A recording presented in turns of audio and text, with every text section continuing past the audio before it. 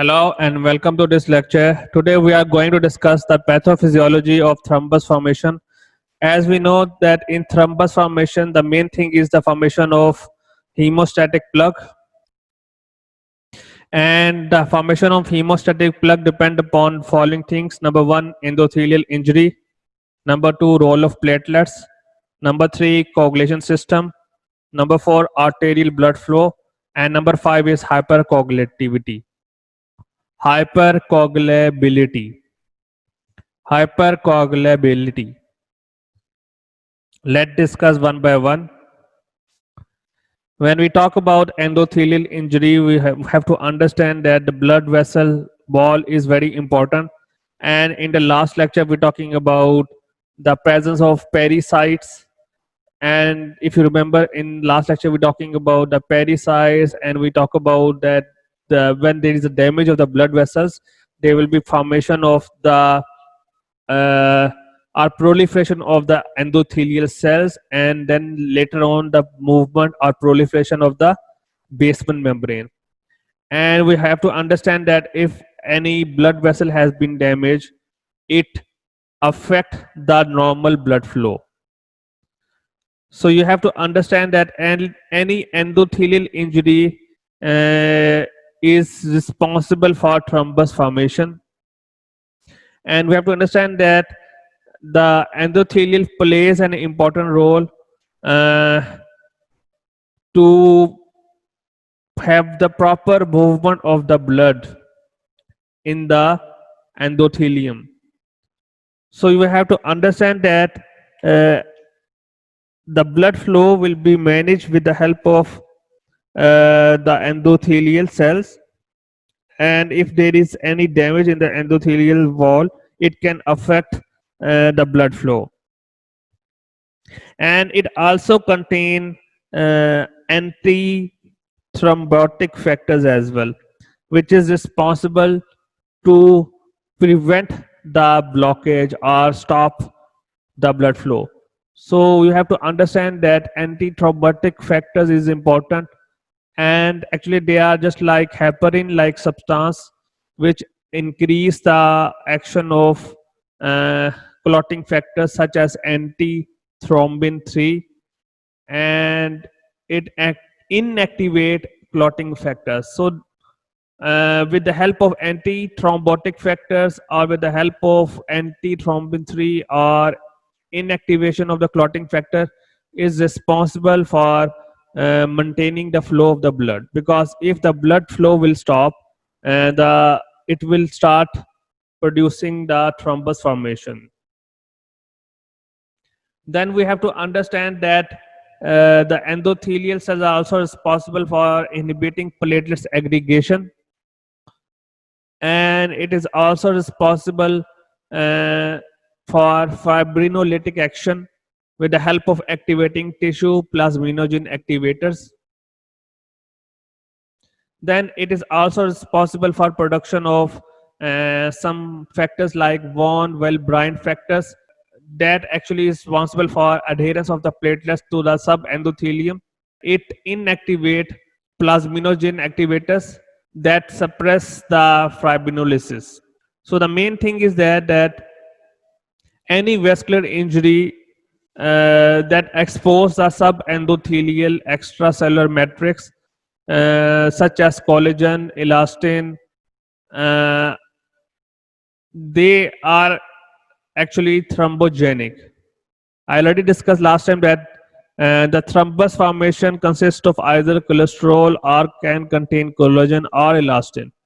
So if there is any vascular injury, it leads to the formation of thrombogenic factors such as collagen or elastin, and they are responsible for initiation of homeostasis as well as thrombosis. And the main thing is that then if there is any injury to the vessel wall, it can also responsible for vasoconstrictions of small blood vessels to avoid the blood loss. And it can be significant especially in the heart, in the artery, where it can lead to ischemia. So the main function of endothelium is it protect the flowing blood from thrombogenic factors. And the thrombogenic factors would be like cholesterol or clotting factors that is responsible for blood clot. And second thing, when we talk about it, elaborates few anti-thrombotic factors. Then it can produce heparin-like substance which act as antithrombin. Then it also consists of thrombomodulin. It is responsible for inhibition of platelets aggregation. Then it also responsible for tissue plasminogen activators, and which actually increase the fibrinolytic activity. So what is actually why endothelium is important? Because it release prothrombotic factors that have procoagulation, that have procoagulant properties, and they consist of thromboplastin, tissue factors released from the endothelial cells, von Willebrand factors that causes adherence of platelets to the subendothelium, platelets activating factors, which is activator and aggregator of platelets, then inhibitor of plasminogen activators that suppress fibrinolysis. So we have to understand that how thrombus formation will be started. The main thing when we talk about the mechanism of action, I'm not going to discuss in detail, but you have to understand that when there is a wall defect, like you can say there is endothelial damage, what will happen?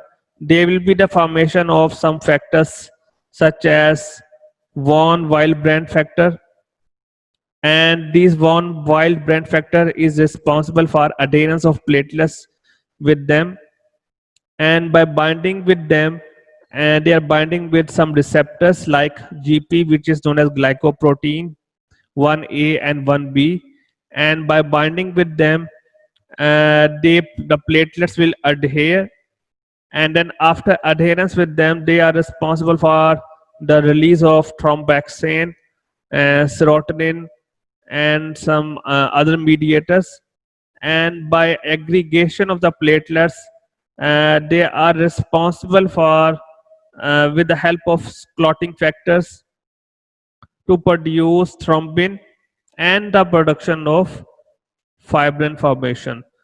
So these thrombin formation or the production of fibrin depending upon the intrinsic factors and extrinsic factors, and they are all known as clotting factors.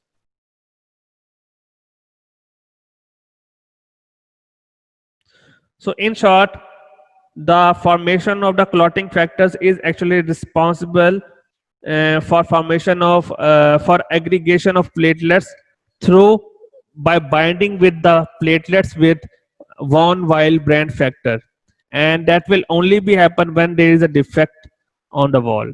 So they are talking the same thing in this category, that the thromboplastin are tissue factors released from the endothelial cells, and then von Willebrand factor is responsible for adherence of platelets to the subendothelium. As we see, this is the von Willebrand factor, and when there is a defect in the wall, it is responsible to adhere the platelets and then stimulate the production of thromboxane or serotonin, and they are responsible for activation through by production of the thrombin, and then it leads to the formation of fibrin. So this is a series of steps that will be occur. Then the platelets activating factors, which is activated and aggregation of platelets. So we are with the endothelial injury, not only producing the Willebrand factor, but platelets activating factor is also produced, which aggregates the platelets. Then inhibition of plasminogen activators that suppress the fibrinolysis. So it means that when there is an endothelial injury, the third step is the inhibition of plasminogen activator, And with the activation of plasminogen activator, the fibrinolysis stops. What is meant by fibrinolysis? Fibrinolysis means fibrin and lysis. We can split this word into two sections. So lysis means to break apart. So with the activation of plasminogen activator, the fibrinogen lysis stops. So it means it promotes the formation of platelets. So these all factors that are explained in A, B, C, D, they are all going to explain that how the platelets will adhere to the site of injury, and then how they are responsible for pro-coagulation. So we have to understand that this is very important when we talk about endothelial injury, and we have to understand that the blood vessels is important for maintaining the normal blood flow, and it is responsible uh, to protect the flow of blood from thrombogenic factors and anti-thrombotic factors. And it is also, so it means that the endothelial cells or the subendothelial also present have some not only pro-coagulation factors, but also it contain anti-thrombotic factor as well. So there is a hemostasis, or you can say there is a balance between anti-thrombotic factors and a balance between the pro-coagulation factors. And when the cellular injury occur, there will be the formation of procoagulation factors, platelets activation, and if under normal circumstances, they are anti-thrombotic factors which are heparin like, which are thrombomodulin, which are responsible for in protecting the platelets activator. So this is a balance between both of things, and these two slides are explaining these all factors. I'm not going to discuss more detail because we will discuss the clotting factors as a separate video. So you have to wait for my next video for to understand that how clotting factors will be important and how it produce an effect. This slide is just going to explain again that the role of von Willebrand factor, which help to adhere the platelets, and then it's responsible for degranulation with the release of mediators such as thromboxane, serotonin, and then with that it activate thrombin to produce fibrinogen, and then it is responsible to produce fibrin with the help of clotting factors such as formation of prothrombin, and then with the help of intrinsic and extrinsic factors. We will discuss clotting factors in upcoming classes.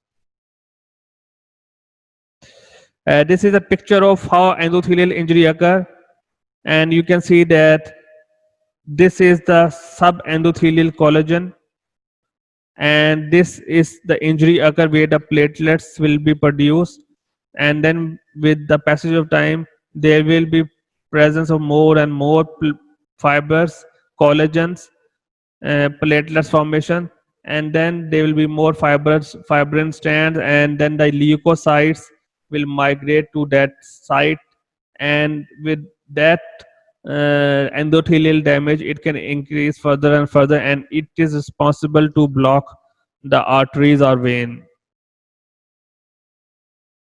What are the factors in formation of the thrombi?